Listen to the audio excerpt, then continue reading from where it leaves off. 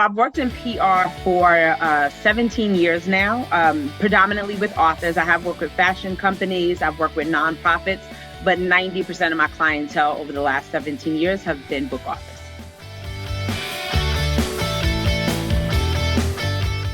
A circus, no. Yeah, that sounds accurate. Let me see. So right now, the fact that we're in COVID, so we're not doing a lot of physical events. I work with a lot of authors, as I said before. So planning a lot of tours. So the day-to-day for me really starts with, on a Monday, like, okay, what do I need to get done this week based on the big events that are on the calendar? Whose next book launch is up? Who has a tour date or an event coming up this week where I need to go back and pitch local press to try to get something in the course of a week. So usually there's a lot of follow-up. I do try to have the first 2 to 3 hours of the day to try to do admin stuff, get my assistant set up with what I need her to do, just so that as my day gets busy, she can still be tackling some tasks that I won't necessarily have the time to get to. But the day changes every day. Yeah, every day is something different. So usually, again, because I work with authors, we already have a press release written. And that's basically the general information, book description, the theme of what the book is about, the audience for who the book is about, and then an author bio. So a lot of times having that, I'm pulling just a sentence or two from the full press release and then dropping that into an email to create a pitch. Because what I've learned over the years, because journalists are getting so many pitches from so many different publicists. And now everybody's basically utilizing their phone for the initial first check of your emails for the day. Keep it to like 4 to 5 sentences, which is really hard for me because the same way I'm chatty, I can type a long one. So sometimes I have to look and put it in draft and then look at my cell phone and say, oh, this is too long. As long as you can put for more information and then put a website, anything else that you want to say after your initial 250 words, more than likely is on that link that says for more information. So if they like what you said in 250 words, they'll click the link and get more information when they go to the website. And then that will inspire them to email you or call you. But it really is challenging to keep a pitch to 4 to 5 sentences. So that's the struggle. But the pitching process for me is really narrowing it down to 4 to 5 sentences. What do you want? What's the theme? A little bit about the project. And then whatever the call to action is going to be. And then you have to move on. Pitching across the board, there's no specific number. It's really a matter of the list of who do I think that this is ideal for. And on a day-to-day basis, I might tweak the pitch. So, I was pitching a cookbook author and we set up for her to do cooking demos. But then in my research, I found an article about Marcus Samuelsson talking about African food and the United States. So I said, oh, wow, you know what? That gives me an idea. So then I did some more research and then found a whole nother set of platforms that cover food that I could pitch this author to. Initially, I was really pitching her for profiles. And then after reading that article, it gave me a whole new idea and a new angle. So it just increased the list. So I feel like there's no magic number. It's really, who do you find in your research that's relevant to the content that you're pitching? And then you just pitch them. But there's no magic number for me.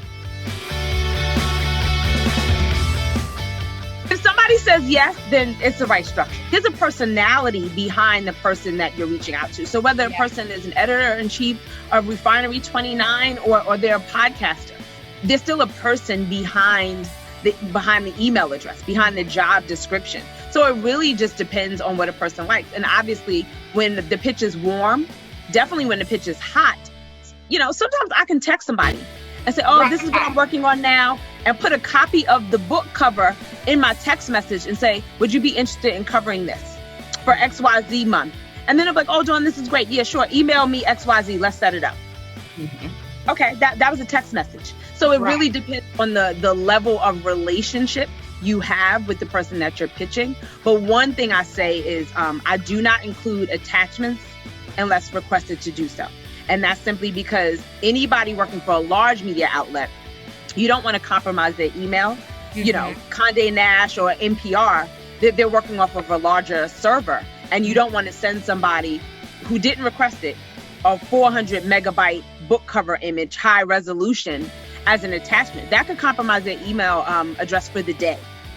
Because they may not have any space. So one thing I do always include in my pitches, I like to include an image, but it's always embedded in. I do not send anything as an attachment. So I think that's the main thing that people should know. Don't send anything as an attachment unless somebody asks for it.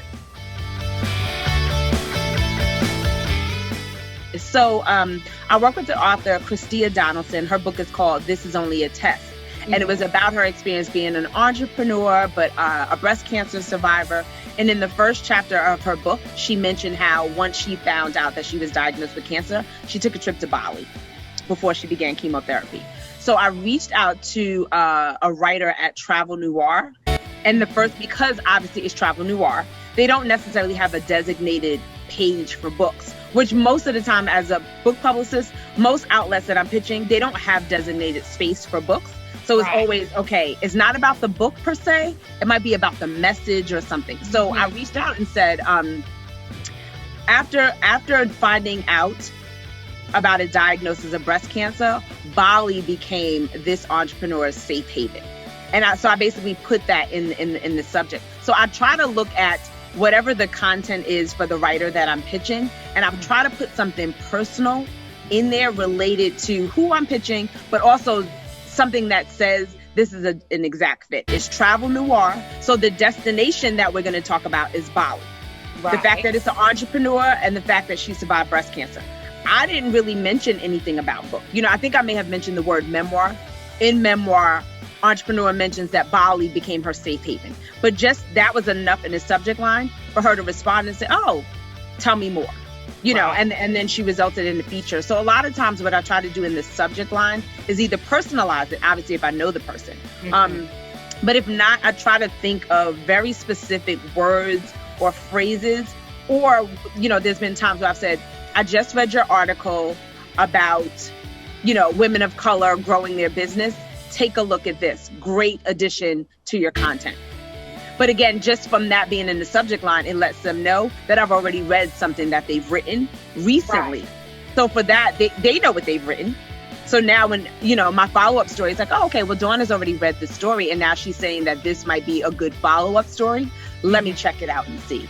So I try to make it very specific to what I know they're writing or specific to the outlet, and not necessarily, there's never a request in my subject. I'm not interview requests. I don't make any requests. I really just try to say, I see what you're doing and I think I have something that matches.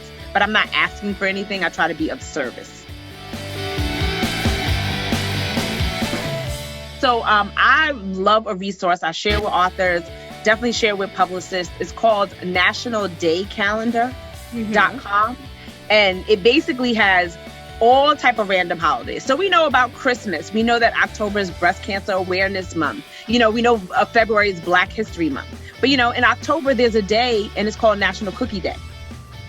So, if you're working with someone who has a book on baking, a lot of times journalists don't necessarily know about these really small niche days on the calendar. Like there's a National Taco Day. National Puppy Day. So when you know about those days, I try to include that. October 13th is National Cookie Day. Owner of bakery giving away free whatever. So I try to put the calendar tie-in in the subject line, because more often than not, unless it's one of the major holidays, whoever I'm pitching has no idea that there's a National Cookie Day in October. Right. So, so for me, it's notifying them. Or like now we're in April, National Poetry Awareness Month. So it's not really about a date. It's like the month of April. If ever there's a time when poets should be shown love from the media, it's in April during National Poetry Awareness Month. So regardless of the outlet, you can cover a poet and their work during the month of April. So a lot of times it's just letting people know that there is a calendar tie-in nationally or locally. A lot of times people just don't know. But nationaldaycalendar.com, I believe is what it's called, is a good resource.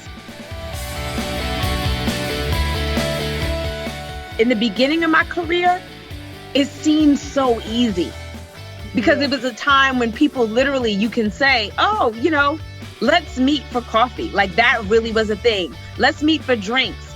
Oh, I'm going to this event.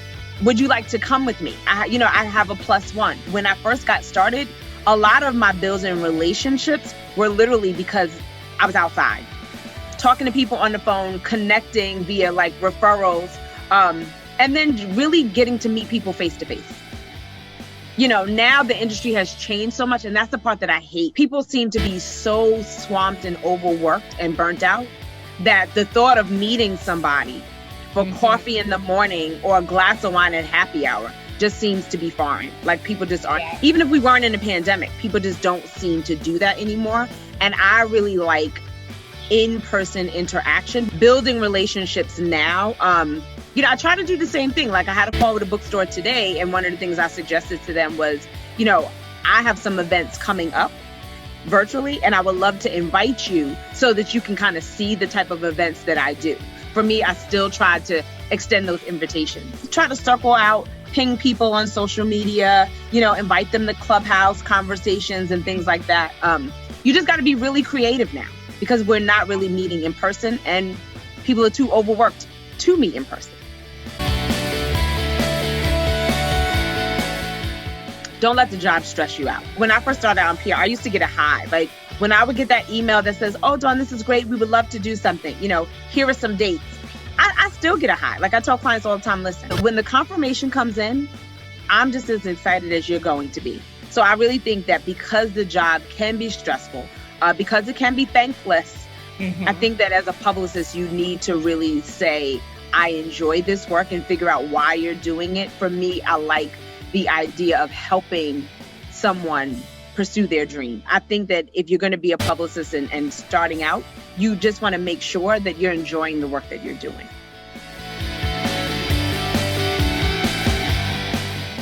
My technique has always been to be of service. So I'm not really asking for media coverage.